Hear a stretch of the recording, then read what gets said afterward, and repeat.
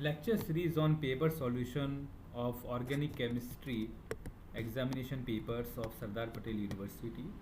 This is the 2018 regular paper of this subject, which has paper code PS01CCHE22. This is the part 4 of this 2018 paper lecture series.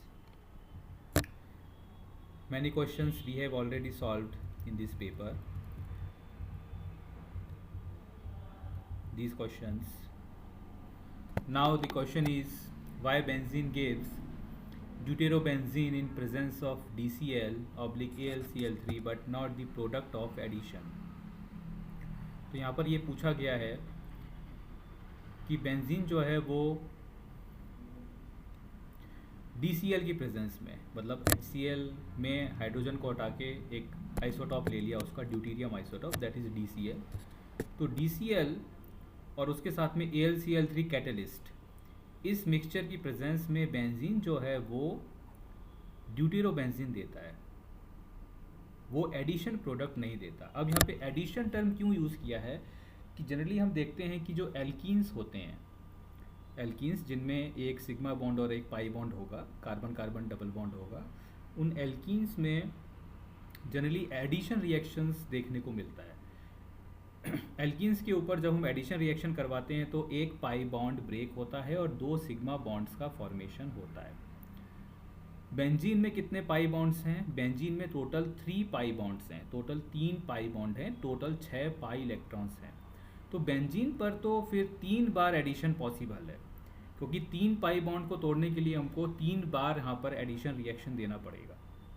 लेकिन क्या कहा गया है कि benzene जो है जनरली एडिशन रिएक्शन नहीं देता, और एडिशन रिएक्शन के बजाय बेंजीन के ऊपर, जो कि एक एरोमेटिक कंपाउंड है, इसके ऊपर सब्स्टिट्यूशन रिएक्शन होता है.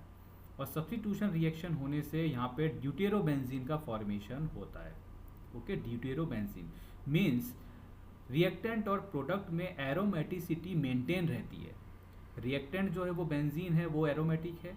प्रोडक्ट क्या बन रहा है? ड्यूटेरोबेंजीन, वो भी एरोमेटिक है. मतलब यहाँ पर कोई भी पाई बॉन्ड ब्रेक नहीं हुआ है, सभी की सभी 6 pi electrons as it is हैं बेंजीन के अंदर. मीन्स क्या हुआ है कि ये जो बेंजीन है, एरोमेटिक कंपाउंड है, वो यहाँ पर सब्स्टिट्यूशन रिएक्शन देता है. मतलब यहाँ पर ड्यूटीरियम जो है वो हाइड्रोजन एटम्स को सब्स्टिट्यूट करके ड्यूटेरोबेंजीन का फॉर्मेशन करता है. लेकिन ऐसा क्यों, यही पूछा गया है. तो जैसा मैंने बताया कि एल्कीन्स की क्या रिएक्शन है, तो यहाँ पे एक एग्जांपल दिया है साइक्लोहेक्सीन का. तो cyclohexene, this is cyclohexene. Cyclohexene के अगर आप DCl से रिएक्शन करवाओगे तो ऑब्वियसली इसके ऊपर एडिशन रिएक्शन होगा. ड्यूटीरियम एक कार्बन एटम के साथ सिग्मा बॉन्ड बनाएगा, क्लोरीन जो है वो दूसरे के साथ बना लेगा और हमको ये प्रोडक्ट मिलेगा. तो यहाँ एल्कीन्स में हमको एडिशन रिएक्शन सबसे ज़्यादा देखने को मिलती है. लेकिन बेंजीन के केस में ये पॉसिबल नहीं है. यहाँ पर क्या होगा, एक हाइड्रोजन एटम यहाँ से रिमूव होगा और यहाँ पर ड्यूटीरियम जो है वो ऐड हो जाएगा. तो एक्चुअल में ये रिएक्शन है, this is a one type substitution reaction. तो सब्स्टिट्यूशन रिएक्शन क्यों होगा? क्योंकि हमको यहाँ प्रोडक्ट में एरोमेटिसिटी मेंटेन रखनी है.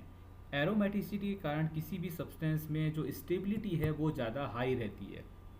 अगर आपने एरोमेटिक कंपाउंड को नॉन एरोमेटिक कंपाउंड में कन्वर्ट कर दिया तो उस केस में वो जो कंपाउंड होगा वो थोड़ा लेस स्टेबल होगा एरोमेटिक कंपाउंड के अपेक्षा.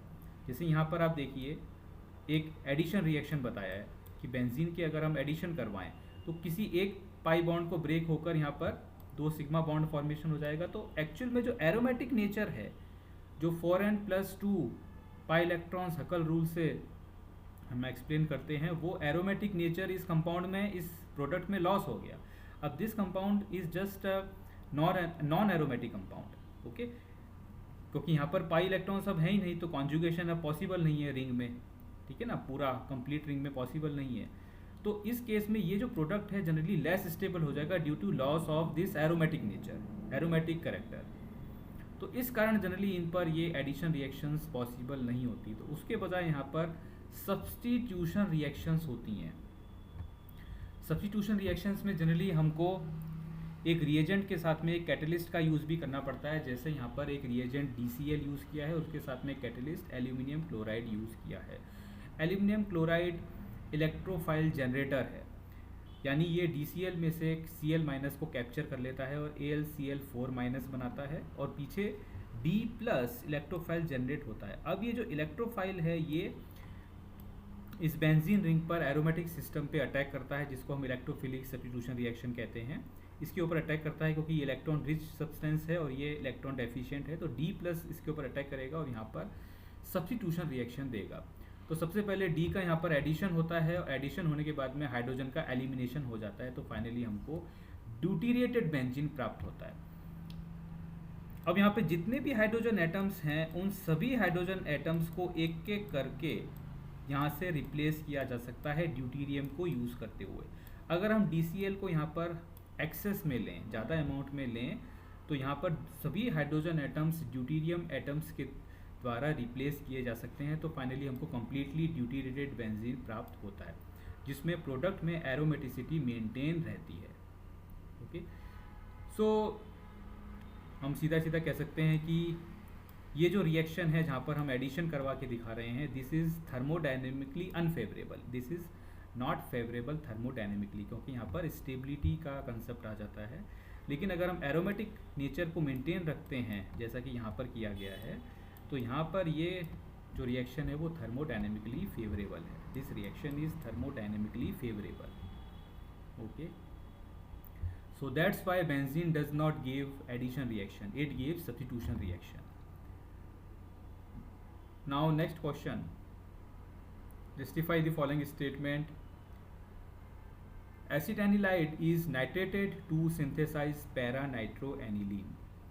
तो एसिड एनिलाइड का यूज़ करते हुए हमको पैरा नाइट्रोएनिलीन का सिंथेसिस करना है। तो सिंथेसिस हम कैसे करेंगे, उसमें कौन से रिएजेंट यूज़ हो सकते हैं, क्या प्रोसीजर है, उसके बारे में हमको थोड़ा सा जस्टिफाई करना है इसको।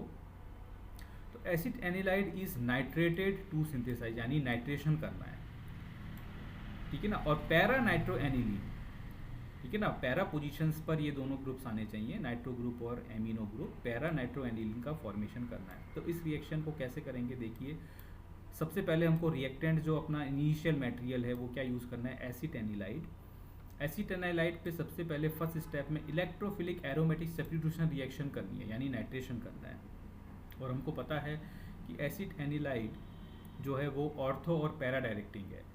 Okay, this is a ortho para directing group. Okay, लेकिन ऑर्थो पोजीशन जो है वो थोड़ा स्टेरिकली हिंडर्ड है, क्योंकि एसिटामाइडो में ये जो ग्रुप है amide group, that is somewhat bulky group, so ortho position is somewhat more hindered compared to para position.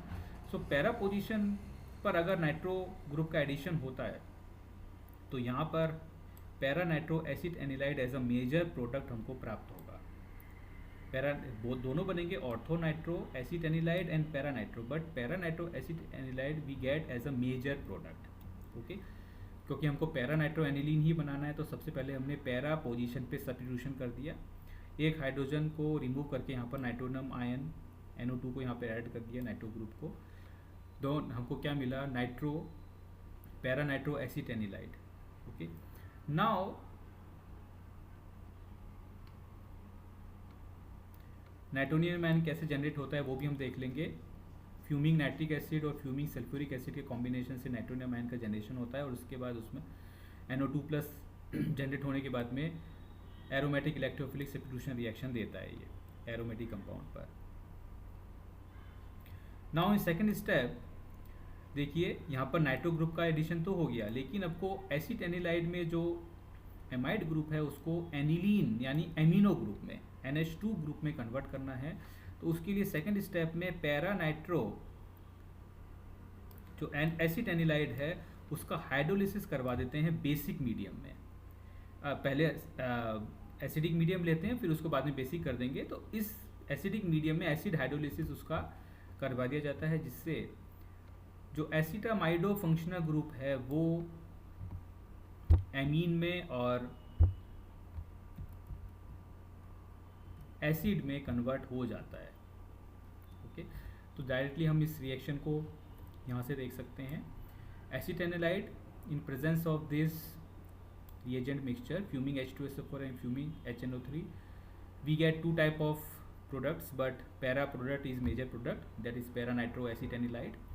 Now this para nitroacetanilide undergoes hydrolysis and this bond breaks, and here we get amino group and here we get carboxylic group. Now finally we get para nitroaniline. If we see its mechanism, in first step, initially the nitronium ion generates due to reaction between these two acids, two concentrated acids, that are nitric acid and sulfuric acid. Sulfuric acid is more acidic compared to nitric acid, and by this reaction we get nitronium ion. This nitronium ion work as an electrophile which attacks on para position. This is para position of acetanilide, and by this aromatic electrophilic substitution reaction we get para nitroacetanilide. Now in the second step we do hydrolysis of this product which is obtained in the step 1, and by this hydrolysis process we get para nitroaniline.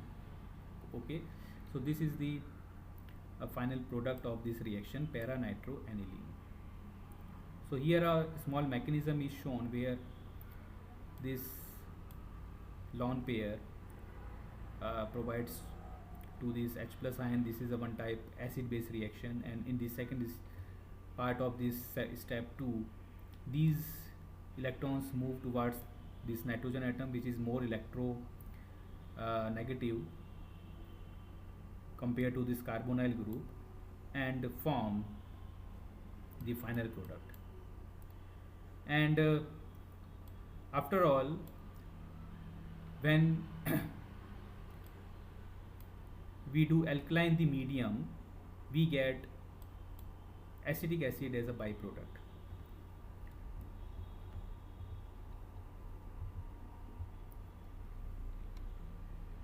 Now next question, in the electrophilic substitution reactions halogens are deactivating but ortho-para directing. तो यहाँ पर substituted aromatics का example लिया है जिसमें substitution जो है वो हेलोजेंस का है, क्लोरीन, ब्रोमीन, आयोडीन, फ्लोरीन। तो ये जो सभी की सभी चारों के चारों जो हेलोजेंस हैं, ये चारों के चारों हेलोजेंस जनरली डीएक्टिवेटिंग नेचर रखते हैं और ऑर्थो पैरा डायरेक्टिंग। तो इनका बिहेवियर बिल्कुल अलग टाइप का होता है। जैसे कि अगर आप कंपेयर करो इलेक्ट्रोनेगेटिविटी, तो हेलोजेंस की इलेक्ट्रोनेगेटिविटी कार्बन से ज़्यादा होती है। बेंजीन में जो कार्बन हैं एटम्स, उनसे डायरेक्टली हेलोजन एटम्स जुड़े हुए हैं, तो हेलोजेंस की इलेक्ट्रोनेगेटिविटी कार्बन से हमेशा ज़्यादा होगी। तो हेलोजेंस जो हैं वो सिग्मा बॉन्डिंग इलेक्ट्रॉन्स को अपनी तरफ पुल करेंगे, मींस इलेक्ट्रॉन डेंसिटी को बेंजीन रिंग में रिड्यूस करेंगे। ओके,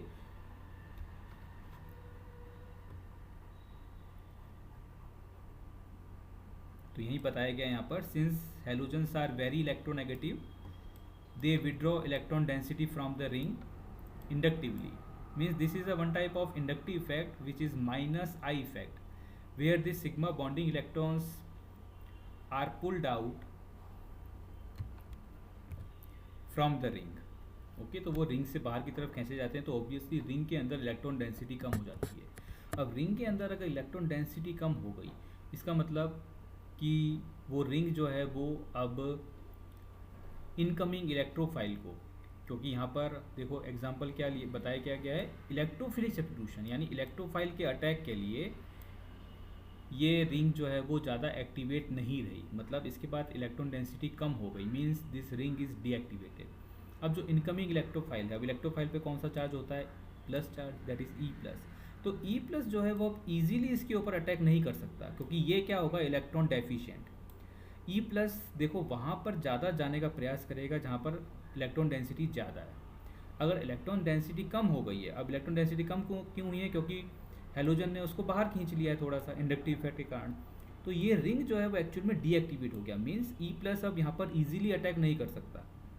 ओके, तो इसलिए रिएक्शन रेट भी रिड्यूस होगा, प्रोडक्ट फॉर्मेशन उतना इजी नहीं है, तो ये जो रिएक्शन है डीएक्टिवेट हो जाएगी। मीन्स हम कह सकते हैं कि एक नॉर्मल प्योर बेंजीन की अपेक्षा जो हेलो बेंजीन्स होते हैं, ओके, हेलो बेंजीन्स या हेलो एरीन्स, उनकी रिएक्टिविटी इलेक्ट्रोफिलिक एरोमेटिक सब्स्टिट्यूशन के लिए कम होती है। ओके,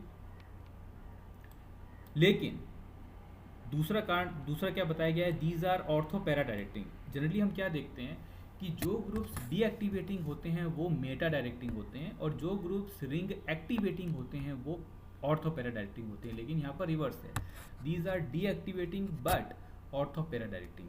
अब ortho para directing nature generally जो सब्स्टिट्यूएंट अटैच है बेंजीन रिंग पर, उस पर लॉन पेयर के प्रेजेंस होने के कारण आती है। और हमको पता है कि हैलोजन जो होते हैं उनके ऊपर लॉन पेयर प्रेजेंट होते हैं, lone pair of electrons present होते हैं, और ये lone pair of electrons benzene ring के अंदर कॉन्जुगेशन में जा सकते हैं, रेजोनेंस में जा सकते हैं, रेजोनेंस में इन्वॉल्व हो सकते हैं। तो ये जो इलेक्ट्रॉन्स हैं वो बेंजीन रिंग के साथ में कोप्लेनर होकर वो lone pair electrons benzene ring के अंदर मूव करके कॉन्जुगेशन में जाकर ऑर्थो पैरा पोजीशंस पर इलेक्ट्रॉन डेंसिटी को कुछ राइज कर देते हैं, कुछ बढ़ा देते हैं। इसलिए इलेक्ट्रोफाइल या इनकमिंग इलेक्ट्रोफाइल की जो अटैक करने की पॉसिबिलिटी है वो ऑर्थो पैरा पे बढ़ जाती है, क्योंकि ऑर्थो पैरा पर इलेक्ट्रॉन डेंसिटी कुछ बढ़ गया है compare to meta position. So these are ortho para directing.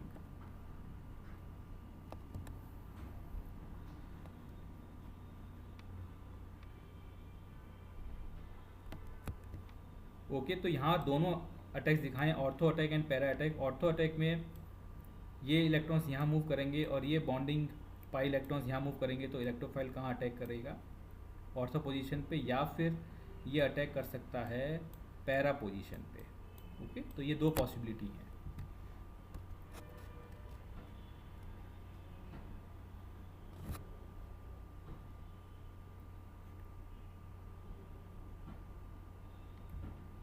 साथ ही साथ हम यहाँ पर ये भी देख सकते हैं कि ऑर्थो अटैक में और पैरा अटैक में ब्रोमोनियम आयन का फॉर्मेशन भी हो रहा है। ओके, ब्रोमोनियम आयन का फॉर्मेशन भी हो रहा है, लेकिन मेटा अटैक में ब्रोमोनियम आयन जो है इंटरमीडिएट के अंदर किसी भी रेजोनेटिंग स्ट्रक्चर में हमको देखने को नहीं मिलेगा। तो हम ये कह सकते हैं कि ये वाला जो इंटरमीडिएट है वो बाकी इन दोनों इंटरमीडिएट्स के कंपैरिजन में लेस स्टेबल है, this is comparatively less stable. तो इसका फॉर्मेशन यहाँ पर नहीं होगा, मीन्स इलेक्ट्रोफाइल का अटैक मेटा पोजीशन पर नहीं होगा, हम इसको ऑर्थो पैरा पोजीशन पर ही ऐड करेंगे। तो why these are deactivating and why these are ortho para directing, it is clear from this explanation.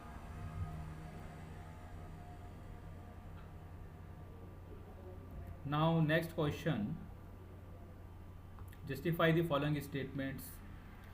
Nitration of nitrobenzene giving 93% of meta dinitrobenzene is governed by kinetic control.